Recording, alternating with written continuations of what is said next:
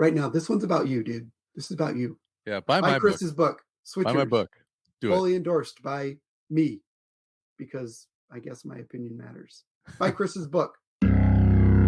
Welcome to Creative Ops, a podcast for creative people.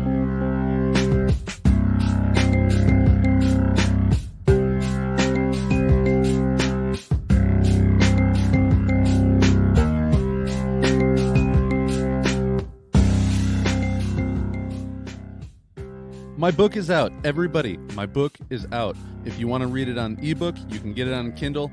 If you want to read a paperback, you can go to Amazon and get it right now. My book, Switchers. Sci-fi, a little bit scary, time travel, suspenseful, adventure, action. All those things have been used to describe it. It's great. Please, go buy it. Anyway, today, to celebrate the release day of Switchers, I got back on with my buddy TJ Tranchell, an incredible author and also the editor of my book. So, in an effort to promote my buddy as both an author and an editor, and to promote my book, here's an interview with TJ Tranchell, specifically focusing on editing, and even more specifically focusing on the editing of my book. And then we also get in there and talk about his books, influences. We talk about all kinds of things, really, once you get towards the end. All right. We're all over the place towards the end of this one, but it's a good conversation. We had a good time. Hope you like it. And please look in the show notes to where you can go and buy my books. And buy TJ's books too, but like he said, this one's about me. Go out and buy Switchers and enjoy the interview here with my friend, my editor, TJ Tranchell.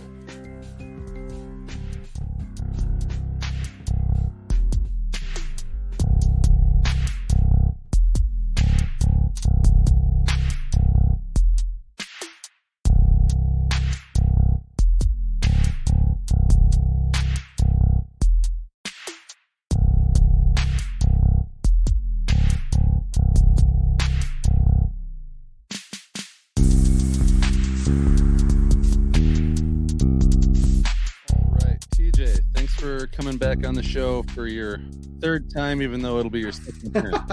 2.5. 2.5, yeah. So what's going on, man? Oh, it's been a great week. I finished my newest book. Yeah. Got it all compiled. We have a really great plan with a publisher to do sort of a novella omnibus in a hardback. So fingers crossed that works out, and if it doesn't, I might just do that myself. Yeah. So we'll see how it works. I'm excited. Yeah, that's awesome. Well, send me links for everything that I can possibly put up in show notes too. I will. The plan, if it works out with this publisher, it'll be out in October. Okay, cool. So, yeah. And if it doesn't, it'll be out in October. At the latest. Yeah. Yeah, it'll be your birthday present to yourself. Exactly. Yeah. Because we didn't even mention that you were born on Halloween. We didn't say that on the podcast. We didn't. Oh, that's kind of like my whole deal. Like that's a foundational thing of my personality. People are like, oh, that explains a lot.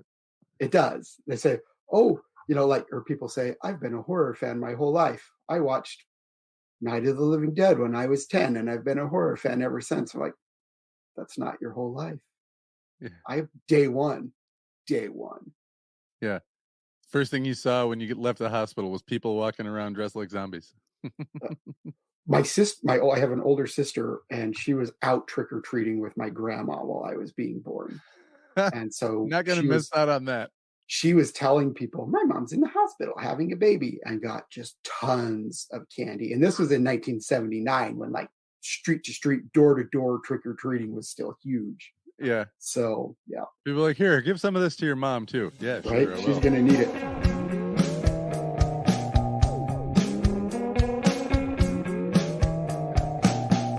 We came to meet in the first place, and I already interviewed Jen, and she'll be part of the whole week leading up series that I'm doing with this. And basically, the long story short, I met Jen through the podcast. She read my book and recommended you as an editor. I read your book, Tell No Man, and was like, this is my guy. Yeah, I love how things work out like that. It really is that great sense of community when we can all say, you need to meet this person or talk to this person or let this person help you, or you can help this person. And really, that's why I started editing for other people. Okay, honestly, I started editing for other people because at the time I needed the money.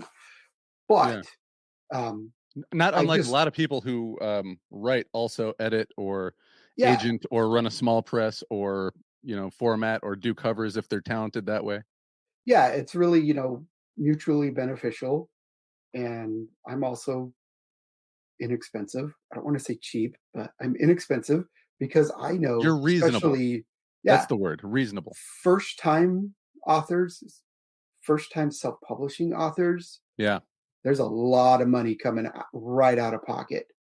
And that shouldn't mean you get less quality of work necessarily in other places. So that's why because some people spend all their money on an editor and a formatter, and then they just end up having to throw together like a crudely photoshopped cover that they made. Right. Or the opposite. They spend everything on the cover, and then what's inside isn't quite up to par. Yeah. Great that's cover, not to say I'm perfect. Typos. Yeah. I'm not perfect. I just redid for this omnibus the whole manuscripts from the first two books to fix some mistakes that got through that were my fault. And so I did that. I took care of that. Like that was on my list. Do you edit your own stuff initially? I don't. Well, I do the basic writer revisions, things like that. But I'm not perfect, and I send it out.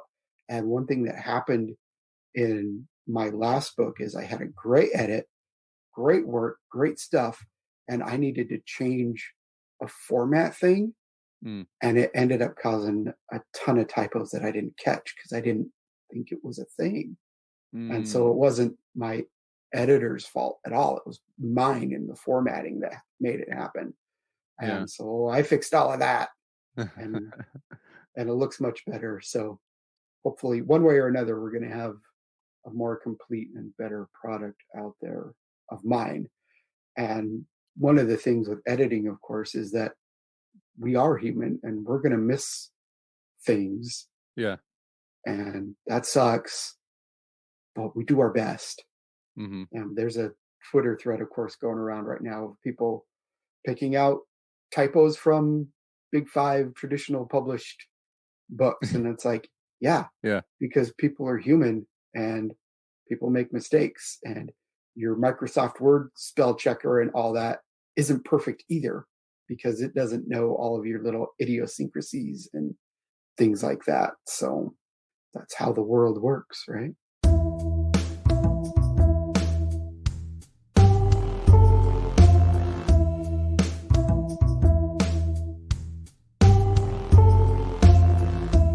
Feeling when you read the book, is this similar to stuff that you've worked on before, or do you do a lot of stuff that's more in the horror genre that you write in?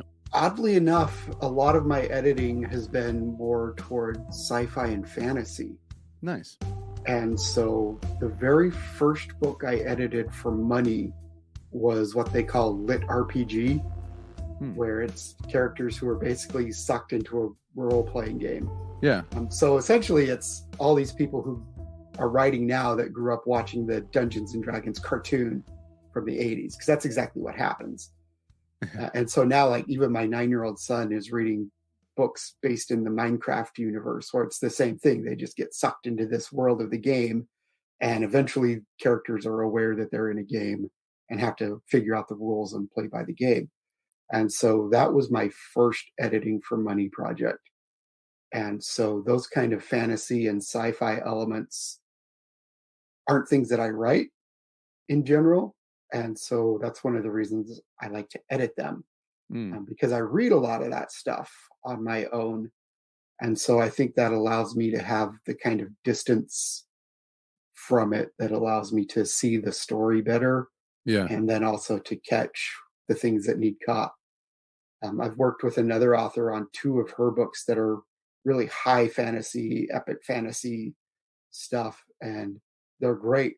But she has a lot of very specific world building, and you got to get used to that stuff. And so in your book, there's a great sense of grounded reality because it's not set in a fantasy world, except that the future is a fantasy world because we don't know exactly what it's going to look like. Mm-hmm.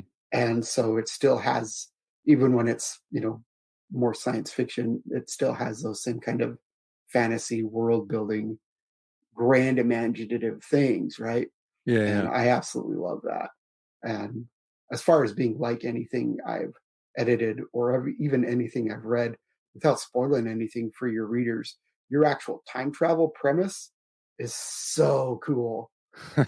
Thanks, man. Like, I watch time travel movies with my wife. Like, that's kind of the thing that we do sometimes. And we're always griping about, well, that just doesn't make sense. That's not going to work out. And I told her a little bit about yours, and she's like, yeah, okay, that works. Yeah. And so she's sold on that particular premise of it. And yeah, I feel like even though it's still out there, it does bring some sense of grounded science, even though it's, it's not. It kind of feels like, wait, no, there's rules here. We can't just flip the switch, go back and forth. Ha, ha, ha, ha, ha. And that's the best kind of sci-fi for me. Like, you make it real enough that the one thing that's a little weird and different still makes sense. In this world of scientific development, from where we are step A to where they are in X, Y, and Z, it makes sense. It's logical. And you're not cheating anything either. Yeah. And that happens with time travel stories a lot, where it's like, nobody, because well, it's sci-fi, it's fantasy, nobody's going to care. I'm like, no, those readers care. People who read that stuff consistently, they care. And if somebody thinks it doesn't quite work out right, they're going to let you know. Mm-hmm. Yeah, for sure. I can't wait to get enough people read the book, hopefully, fingers crossed, that people start coming at me and be like, hold on. In part 2, chapter 7, you said this, and then later on like page 350, these two things can't exist in the same. Like, interesting. Just people find just little things that like, no, hold on. And, and that's going to happen, even as carefully plotted as it is. Somebody will take issue with something. Yeah. And that still happens to me. Like, for my first book, I get a question all the time: what was going on in this town? And my constant excuse, and I think I mentioned this earlier, was that my main character doesn't know, so why should you get to know? Yeah. And it's kind of a cop-out. In the next book, isn't it? It sort of is, but it's also like, ha ha ha, mysterious. Ha ha ha ha. Yeah.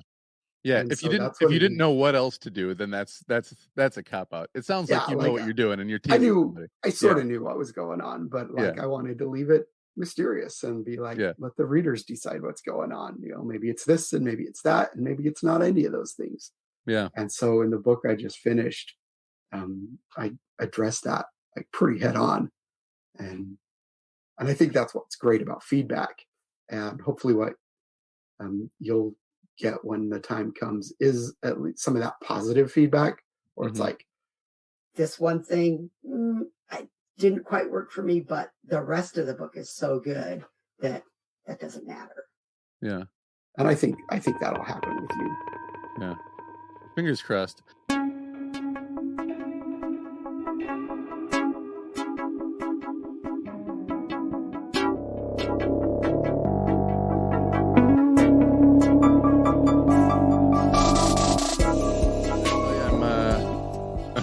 I'm going to a dispensary downtown Grand Rapids to sell my book at an art market this summer. That's awesome. They had a thing for local artists, and they said it's free to the first however many people that come. You just need to bring your own tent. Nice. And I was like, can authors do this? And they're like, absolutely. So that's fantastic. Yeah. I don't know if you've got marketing tips, but that's my plan as of right now is to try to hit indie bookstores and then sell at this dispensary. Yeah, I think that's fantastic because that's a unique place. Not to sound stereotypical or anything, but stoners love to read. Yeah. And they love to read stuff that bends their perception of reality a little bit. Right? Bruh. Because that's the whole point. And especially something that messes with time. Yeah. Oh, they're going to eat that up. I would hope so. At things like that, the thing is you have to find the unique thing in your book that is going to catch all kinds of readers. Yeah. And so one thing that happens to me, I have a story about this heavy metal band in one of my collections. And when I'm at events like that, if I see, some guy walking by wearing a denim vest with a bunch of heavy metal band patches, I'm like, heavy metal guy, come here. I got something for you. Yeah. And the funny thing is, the story in particular, I came up with this great name for the band, had it published in another journal. That publisher actually found that there used to be a band with that same name. And we were like, fingers crossed that it's maybe not that great, but they were defunct. They hadn't recorded anything in years. Yeah. And so we let it slide. So I was at one event and I do that thing. I say, hey, heavy metal guy, come here. I got a story for you. He knew the people in that band. And he was like, oh, can I take a picture? He bought a book. I got to show this to those guys. That's so cool. I'm like, well, I don't know about that. I never heard anything, so I'm okay. Yeah. But yeah, you got to tell them I don't have a lot of money. Right? Tell them I did it on purpose and maybe they'll sell some more albums. Yeah, right. But yeah, marketing wise, you just got to make that pitch and change it depending on who you're looking at. You're selling the same book to who knows how many people, and they're all going to want something different. Yeah. And knowing your book well enough is your job. Yeah. That you can change it up to appeal to different people. And, you got a lot of stuff going on there. You can get the Stranger Things crowd that likes these coming of age stories, riding your bikes around, having an adventure during the summer kind of stuff. You're going to get, the sci-fi time travel people who like Terminator and stuff like that. Yeah. Yeah. And just people who like a good story, a good adventure story. Kudos on that too, because a lot of people forget that Terminator is at its core a time travel story. Yeah. Yep. Absolutely. Yeah. It's just not some big robot trying to kill somebody. The time travel is, the essential nature of it. It's not the point. It's the instigating action. Yeah. Here's what happens. Well, and in yours, again, not to spoil too much, you delay it so well. You didn't drop it right at the beginning. This is a time travel story. It takes some time to figure out that's what's going on. And when it hits, and at first you're like, no, that character just sounds like they got hit in the head really hard. I don't know. Then it develops and you go, oh, wait, there's actually something more happening here. And that's really cool because it's not just happening to one person. It starts to happen more and more. And just that development of it, I really enjoyed reading that. I tried, I struggled with it for a long time, thinking that it wasn't interesting enough right off the bat. And those people that are like, I just read the first 2 pages, and if it doesn't get me, I throw it out. Well, you have to have a hook to get people in right at the beginning, but that doesn't mean you spill all your secrets on the first date. Yeah. Well, that first chapter that's really just like a paragraph and a half, that was added in later because Susie said the same thing. She's like, you don't really have to do a lot to get people interested. You just have to give them enough to go, oh, okay, there's something I'm reading towards. Yep. So that's with her help and your help. Hopefully I straddled that line just enough to where it doesn't turn people off that are like, come on, man, give me the meat and potatoes now. Right. It worked for me.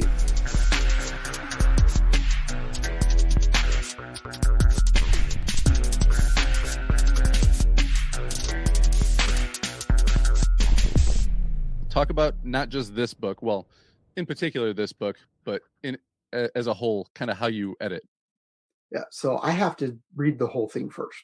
no matter how long it is, it could be a short story, 400-page novel, Yeah. whatever it is. I have to read the whole thing first because I like stories. And if I'm trying to read something new and edit it at the same time, I'm going to miss something. Yeah. I'm either going to miss parts of the story and then have to go back and go like, oh, wait, I missed that. Is that consistent? Mm-hmm. Or I'm going to miss things in the editing, like, the smallest thing that could change an entire sentence. And so I do read the whole story first. And then I go back to the beginning. And that's when, the red pen comes out or track changes depending on the preferred media of the writer. Like I do still have people who want hard copy edits. And that's fun for me too. It's really old school. It just takes longer. I was gonna say I like them, but if you didn't have a preference or at least a strong one, I'd be like, for your sake, let's just do it on the computer. Well, and there's a lot of things that can go wrong with hard copy too. A couple years ago, like right before the pandemic started, I had a manuscript that I had finished and sent off. The writer had a prepaid envelope, and then the town I was in had a flood. And it sat in this mailbox and got flooded and ruined. And yeah, and what can you do? Neither of us could do anything about it. And so thankfully he was cool about it and gave me another shot at it later. And when we got it done, but man, like, because we didn't know for so long, I was like, it's out there. I don't know. Yeah. So, and that sounds a lot like, high school and college. No, I sent it. I turned it in. Yeah. But, just crap like that happens. So, and, computer stuff happens too. But, I back everything up, learning the hard way on some things like that to back products up. Yeah, for sure. And so then once I get really into the editing, it generally doesn't take me too long. Of course, sometimes it's not my day job. And so sometimes life happens and it takes a little longer, and sometimes it goes a little faster. And well, you had said to me, you're like, hey, this is going to take a little bit longer because X, Y, and Z happened. And even with that, I think you still got back to me probably with a couple weeks to spare before I would have been like, hey, what's taking this guy so long? So your slow pace was still pretty good for me. Good. I'm glad to hear that. I have one that I'm trying to finish up right now that has been a bit slower than I would have liked. And then I have another that I need to start at the first of the month. But both of those are like, here's what's going on life-wise. Kids get sick. I was sick. Job, just stuff. And then I had a June 1 deadline for that manuscript that I was talking about. So it's like I had to finish my own thing too. Yeah. And so, I think it's a little easier to work with when when you're transparent about it. And when working with writers, we're all sort of in the same headspace a little bit. Yeah. And it's easier to say, I'm a little slower on your thing because the whole reason you even met me in the first place, I got to finish that too. Yeah. I would have a hard time sitting down to edit somebody else's. Like, I mean, I'd be motivated to do it for the money or for the person or both, but I would always be thinking about my own thing. Do you have a hard time switching off like your stuff, or do you just kind of go back and forth if you have an idea really quick?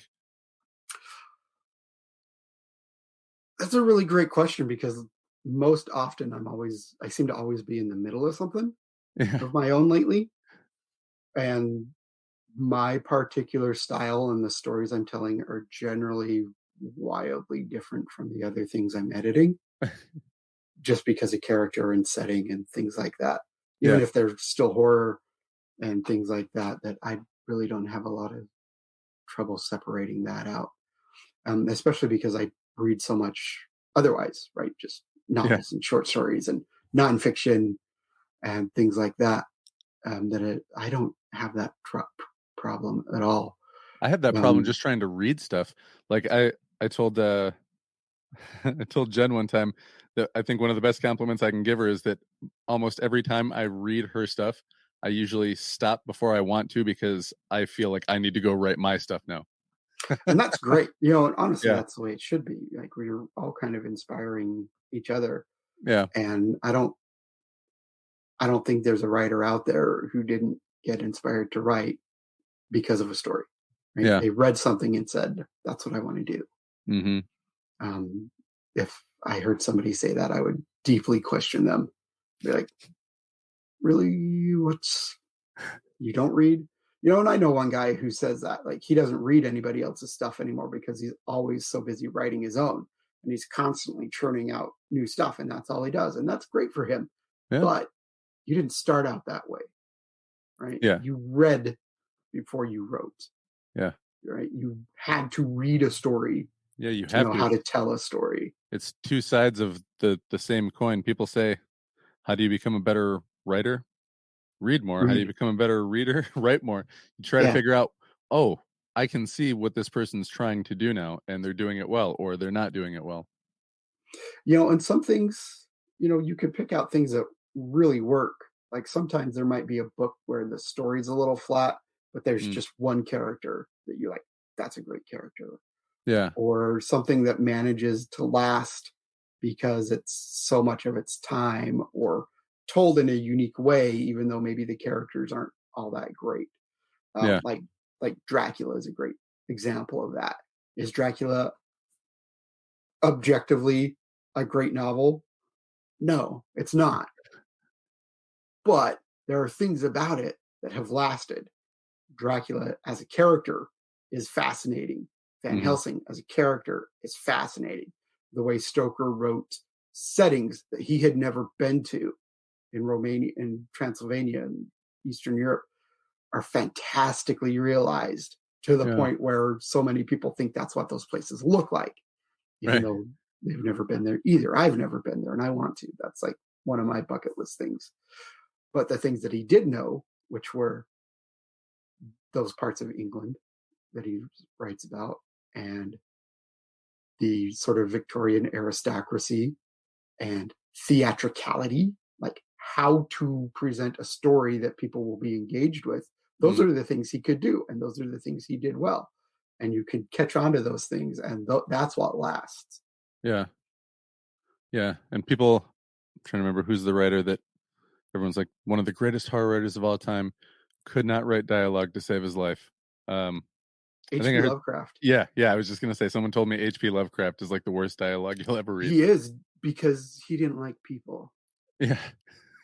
If you don't like people, you don't listen to people. And if you don't listen to how people talk, you're not going to be able to write how people talk. The converse of that is Stephen King. Like, all of his characters talk like people talk. Yeah. You can actually hear different voices of different people within the same story. Just from the way that he puts the words down. It's beautiful. Because he listens to people. Yeah. And likes people in his own way, right? Yeah. And so that kind of stuff comes through. And for me, one of the things, I love writing dialogue. And a lot of that is because I grew up very young watching movies. Yeah. And had a long stint in high school and junior high, middle school theater. Theater is all about dialogue. Nothing happens without dialogue. Yeah. And so you have to speak the story or it doesn't exist. And so I love writing dialogue. I probably write too much dialogue. Like, you get some writers who it's just expository block prose, and it's beautiful, and it's action and things happening all the time, and nobody says a word.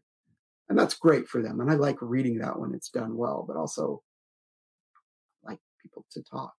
Yeah. And and I've been a journalist. And so you have to ask people questions, and they have to give you answers, and people with single word answers aren't that great to talk to. Yeah, for sure.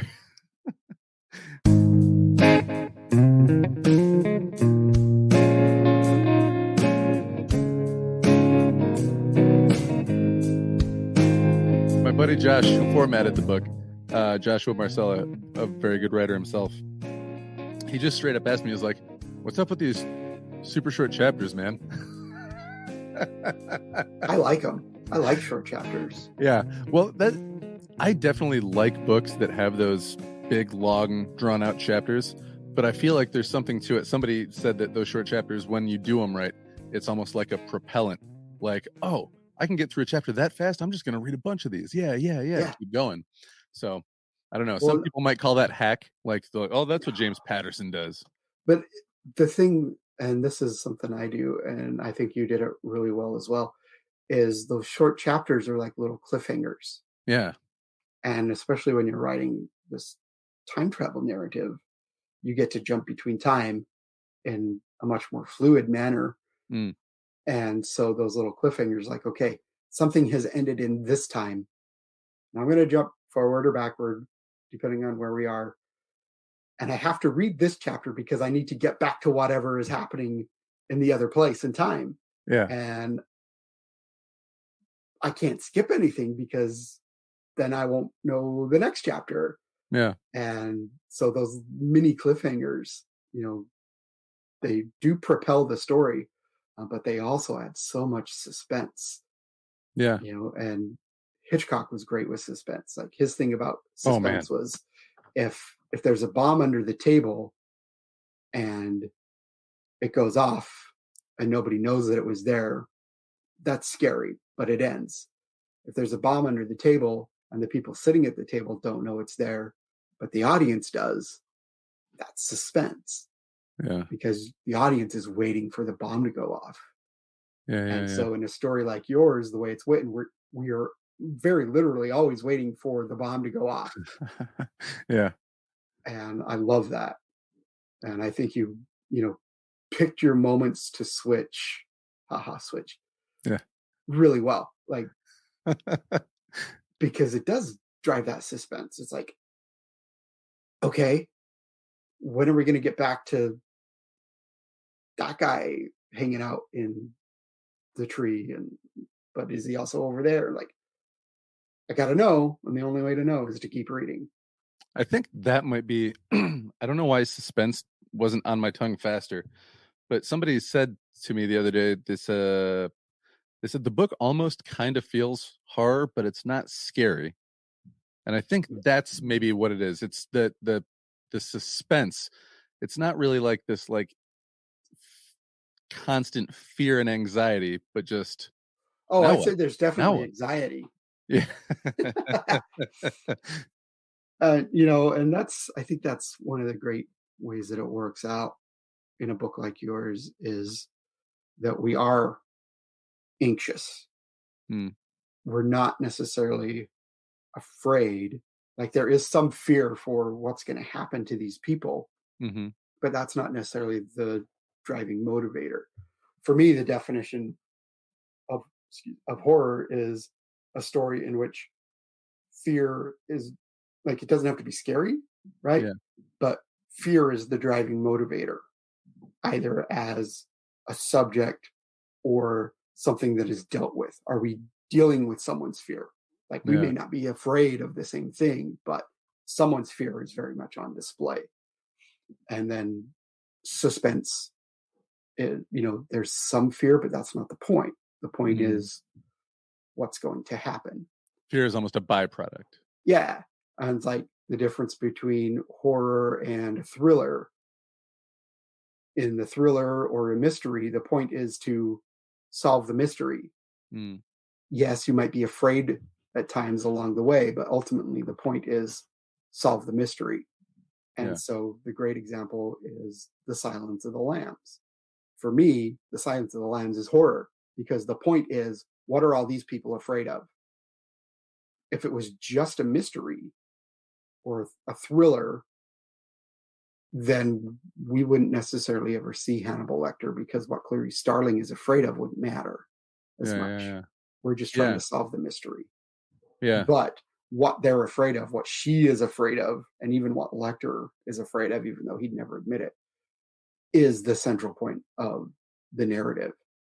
What are they afraid of? And so in yours, there's some fear.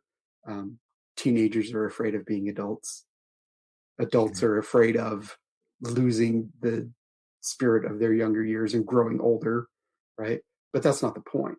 Right? Yeah. Suspense, on the other hand, keeping people waiting to find out what's going to happen is suspense. Yeah. When is it going to happen? When is this going to happen? We know something is going to happen, especially in a time travel narrative. We know something bad is going to happen in the future. When are we going to get there? Yeah. And that's suspenseful. Yeah. Man, the next book that I'm writing has a very specific, hateful, very smart, almost charismatic bad guy. But this book doesn't really have a central, like, this is the person or small group or gang we're rooting against. It's just kind of like shit coming at you from everywhere. Yeah. And as I was writing it, I kept thinking, like, man, is this going to fall because it doesn't have that character that balances out the narrator, the hero, or the whoever else on the other side. Well, the what are thing your about thoughts on that as a whole literary thing, and or how it applies to this? In your case, while you do have a central narrator, all the other characters feel pretty equal. Yeah. And so even though, yes, there's one person telling the story, everybody feels so equal that I don't think we need that one big grand hero. Yeah. I kind of actually teased or not tease, kind of toy with that whole chosen one. Like, oh, this guy's something special about this guy. And then, not really. Yeah, I think you handled that quite well. And so when you don't have a chosen one or a central villain or a central hero, you don't necessarily need a personified villain. Yeah. The villain in your case, if I can tell people, if it's too bad when I'm editing, I'll just bleep it. Beep, beep, beep, beep, beep, beep. The villain in your story is twofold. It's time itself, which is inevitable. Like, you're not going to defeat it. Correct. And that disease, the spore, that's the whole thing the action is necessary for. Yeah. And in that case, when it's this sort of non-human entity, as you have done, people on both sides of the action can be fighting against the same thing, but for very different reasons. Yeah. And so I don't think you, in this case, needed that sort of personified villain. And if you had, I think it might have weakened the story. Interesting. Because if you have that personified villain, then what we want as readers is to have that final showdown. Yeah. Did your story need that kind of final showdown? A one-on-one, mano-a-mano, chosen one versus villain, Neo versus Agent Smith kind of thing?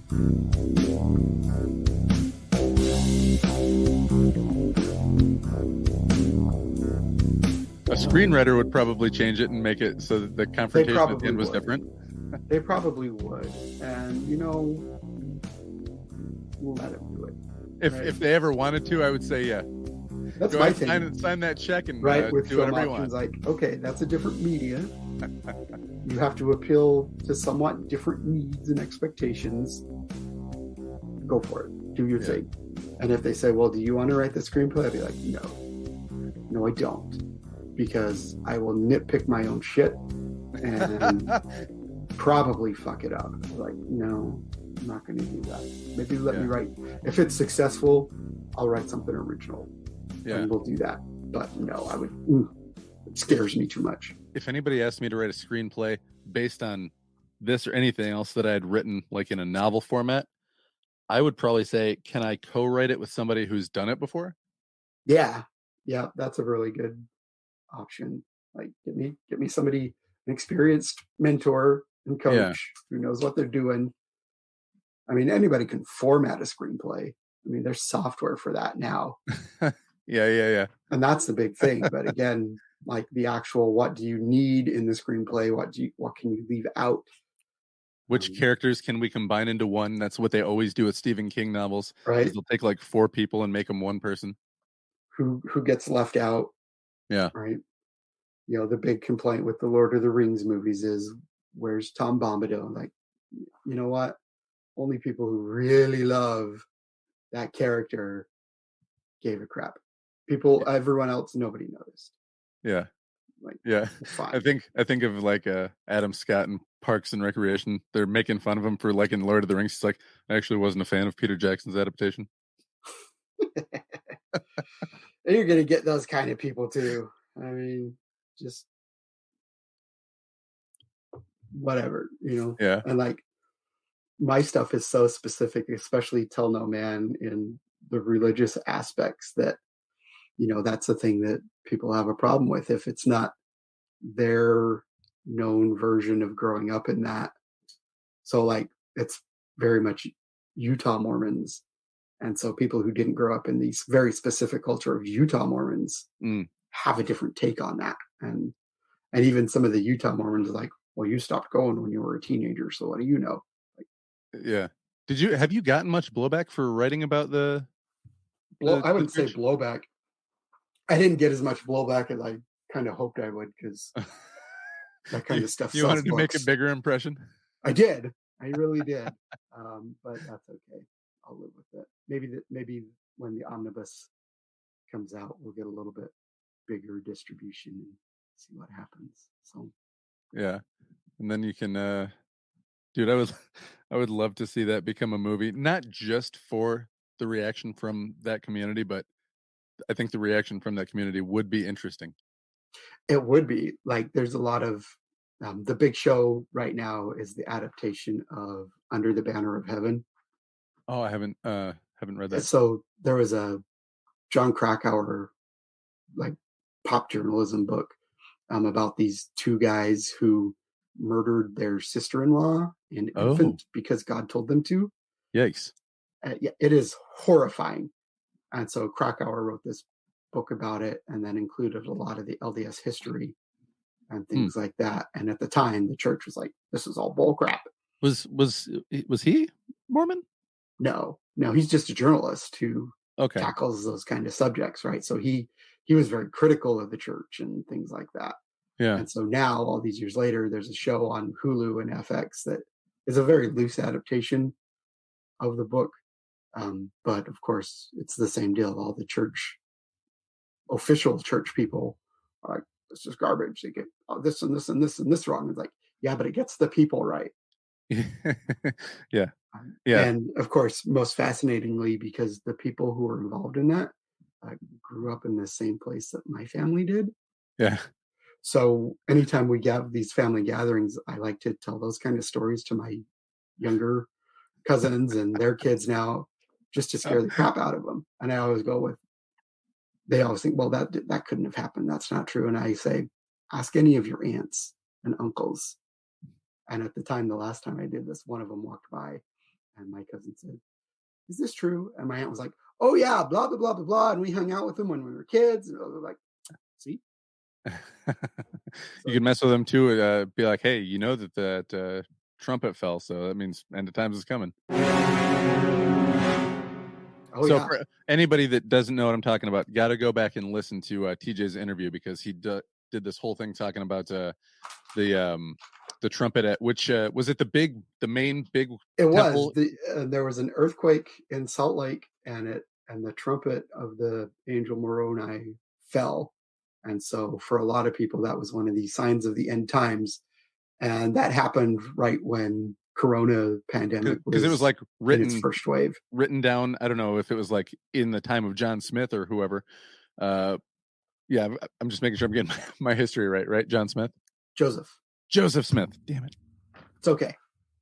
All right, so Joseph Smith, was this stuff from like back when he was still alive that this was written, that this stuff would happen, or some of it was his stuff, some of it was because they didn't have the big temple back then. The temple wasn't done.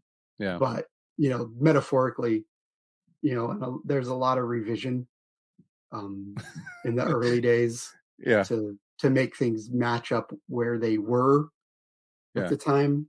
And so basically, which, for anybody that's judging, the Christianity as a whole did the exact same thing, where they're like, let's edit and scrub the parts of the Bible that we like and don't like and just get rid of the books that don't agree. Right. And it happens. Yeah. And so basically things from anything written between 1850 and 1900, got eased a little bit. Hmm. And, there's some stuff that there's other documentation for that is pretty frightening. That's not necessarily in scripture. Yeah. And things like that. But that was one of the things in there. There's a lot of end time prophecy that's very specifically American, because LDS Mormons is a very American religion. Yeah. And so it's scared a lot of people. But, their excuse is, of course, well, we knew there were some structural issues and we were planning to do construction. And so, like, right away, they had a bunch of other construction going on to fix some stuff from this 150-year-old building. Yeah. And, Well, it ultimately, made a really nice excuse. Yeah. Ultimately, if God wants that thing to fall, it's going to fall. It doesn't matter how much construction you do. Oh, yeah. When I was still living there in the late 90s, early 2000s, there was a tornado that came through the Salt Lake Valley, and it hit other buildings near the temple, because that's how tornadoes are. They're like all over the as place, opposed zigzaggy. And so it didn't hit the temple there, but it hit some other buildings in town, and it hit the arena where the Utah Jazz play and things like that. And then everybody was like, we're in the mountains. We don't have tornadoes. Yeah. Things are going to get worse. And like, well, they didn't. There's been a couple other small spot tornadoes since then in different places in the state. But yeah, it's a prepper religion. It's a survivalist religion. So everybody has their 3 days of food and water and a year's supply of rice and beans. And yeah. And early your people in your book could use some of that preparation. They might have had a better time. Yeah, right.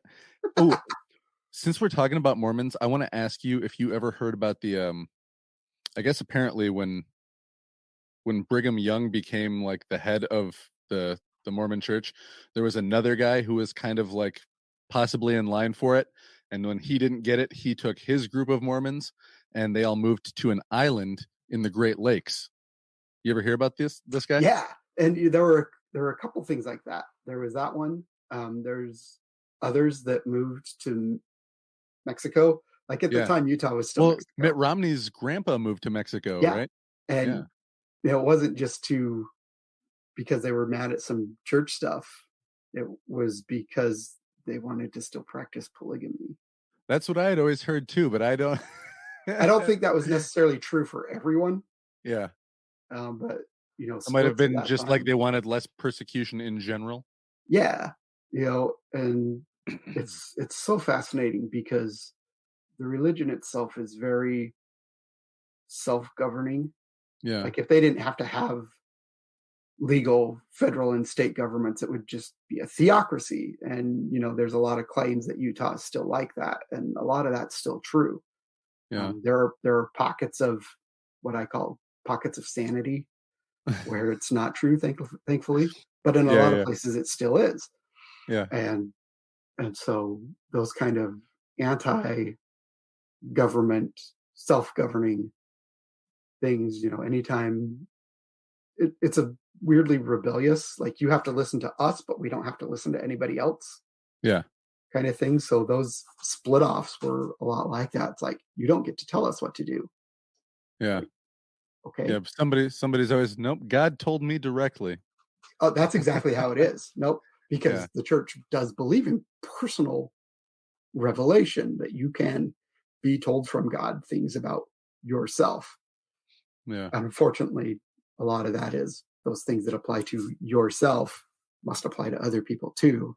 And so you move off your whole family, or 3 or 4 families bail out and go somewhere else, and all kinds of weird stuff. And then they end up settling. I'm trying to remember the name of the island. I think if you go to it now, they've torn down all the stuff that used to be there.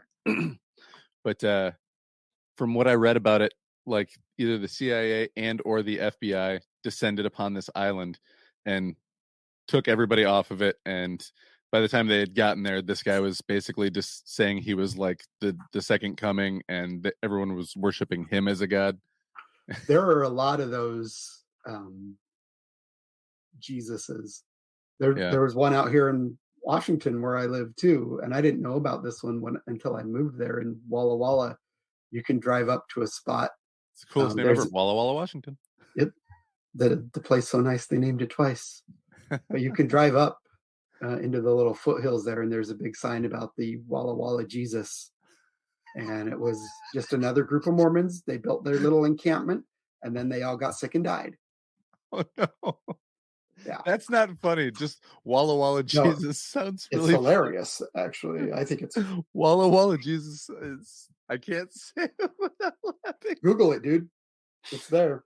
I mean, it's okay. Hilarious. Sorry, anybody who's like, the thing you're laughing about isn't funny. I'm not laughing about that. I'm only laughing about the Walla Walla Jesus. No, it's funny. Okay, sorry. I did not think that was going to make me lose my shit like that. Sorry. No, you're okay. It is funny because it's like, really? There? Okay. But again, it's one of those places where nobody else lived at the time. Yeah. It was all, which is bullcrap because it was native land. Well, yeah, anytime anybody says, oh, yeah, all this land was just here. It's like, well, was it? Right. No, yeah, the land was always there. And like, so were a bunch of these other people. And they hid from your white ass because they didn't want you to kill them. Yeah. Somebody, the guy I interviewed from Oregon, Chris Deradix, he works at the University of Oregon.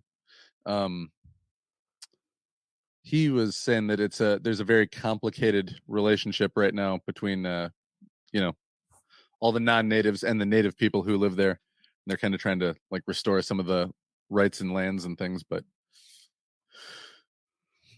it'd be great to do something right for once instead of just being an asshole. Yeah. I just did a podcast too, just a solo one where I did a deeper dive on the StarSpangled Banner, and it turns out that it's a racist poem that was set to an old drinking song. Look, they were in the middle of a war. I'd be drunk too. Yeah, it was a song about a Greek poet who loved wine, so that's where the melody comes from. It's a drinking song about wine. Which just goes to show the most uniquely American things were still stolen. And we celebrate alcohol and racism. Yep. We still other cultures' holidays. Do the Irish give a shit about St. Patrick's Day? St. Patrick isn't even Irish. Right? Do any like people in actual Mexico celebrate Cinco de Mayo? I mean, the reason for it's a big deal. It was a big battle that they had won. But it was about Mexican independence, right? It's not actually the Mexican and I thought it was something to do with independence.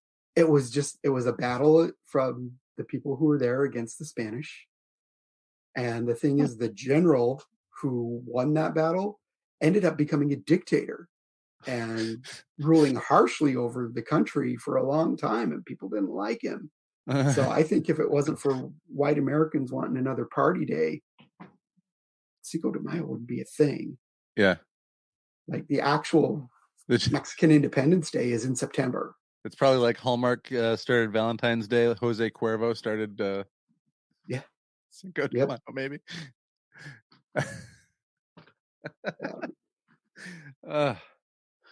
Well, we must have said just about everything we could say about the book, because now we're talking about I could say more. Let's see. Oh, one other thing too that I talked about on that same podcast was the not the Star-Spangled Banner, the Pledge of Allegiance. Did you know that the original Pledge of Allegiance did not say God in it, and it was written by a pastor, but it was written as part of an ad marketing campaign to sell flags for Columbus Day. Oh, that doesn't surprise me at all. I knew about the under God thing not being in there because that was a big deal. Yeah. It was added in the 50s because they were afraid of communism.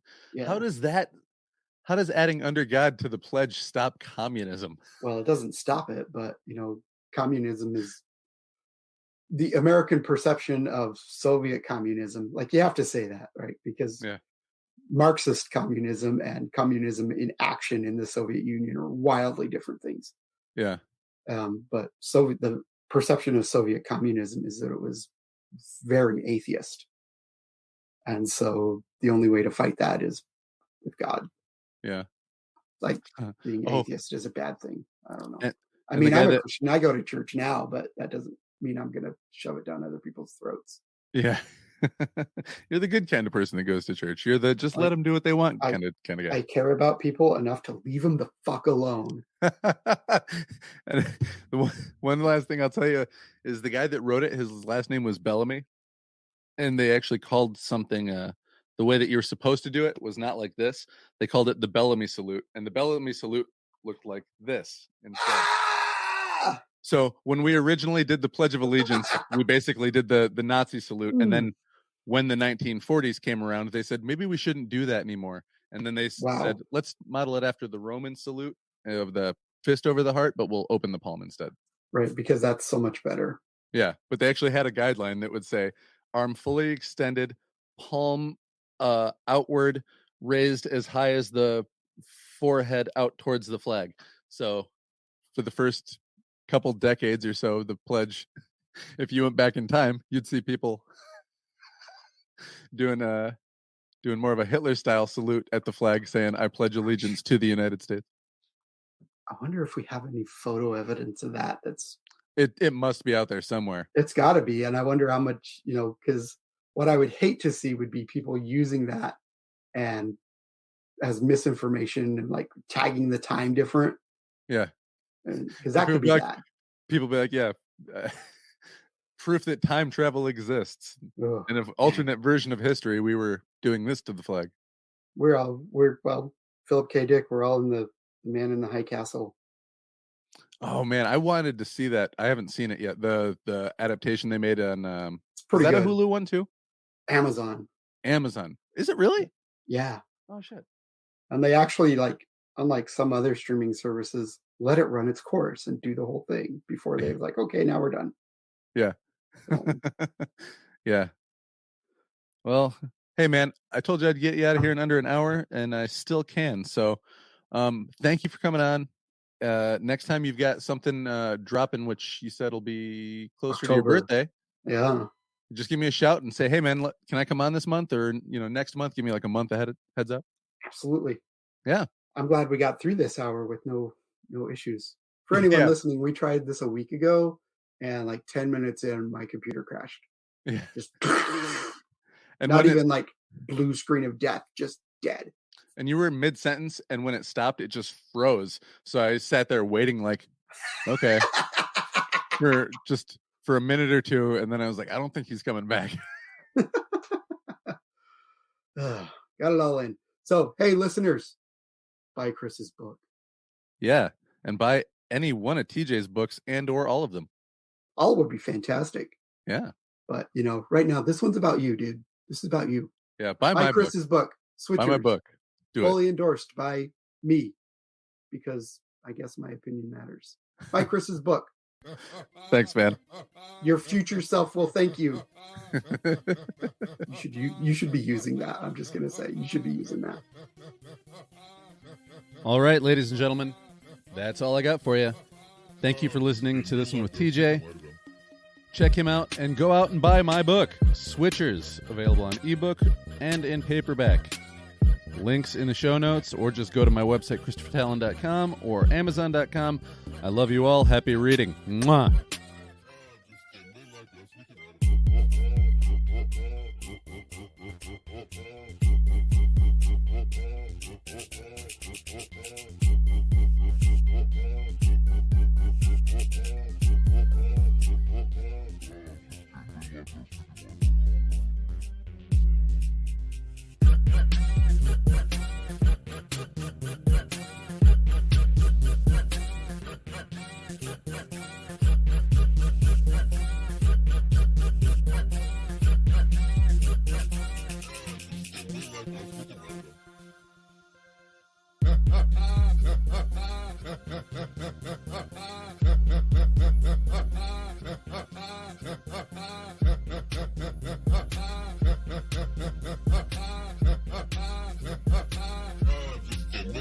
We can write it.